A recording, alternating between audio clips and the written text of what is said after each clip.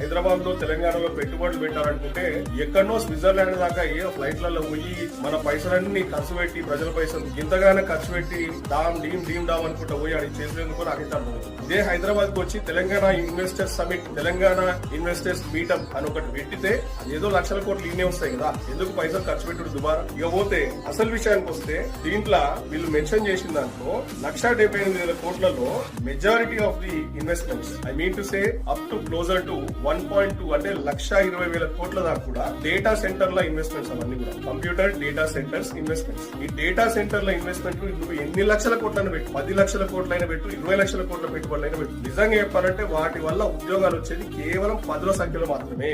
1,20,000 కోట్ల పెట్టుబడికి కూడా నాకు తెలిసి మహా అయితే ఒక 1000 ఉద్యోగాలు వస్తాయి. దానికి ఎందుకంత డబ్బు కొట్టుకుంటుండే రేవంత్ రెడ్డి. మళ్ళా ఈ అమెజాన్ డేటా సెంటర్ కూడా కేటీఆర్ గారు గతంలో మినిస్టర్ గా, ఐటీ మినిస్టర్ ఉన్నప్పుడే వాళ్ళు ప్రామిస్ చేసిండ్రు, ఒప్పందం కుదుర్చుకున్నారు. మేమే ఒక 25,000 కోట్ల డేటా సెంటర్ ఇన్వెస్ట్ చేస్తాము హైదరాబాద్ లో, ముందు రోజులలో ఇంకా దాన్ని పెంచుతామని కూడా. ఈయన కొత్తగా తీసుకొచ్చింది రేవంత్ రెడ్డి దాంట్లో నాకు అర్థం కాదు. ఈయన మాట్లాడే బట్లర్ ఇంగ్లీష్ కి సాధ్యం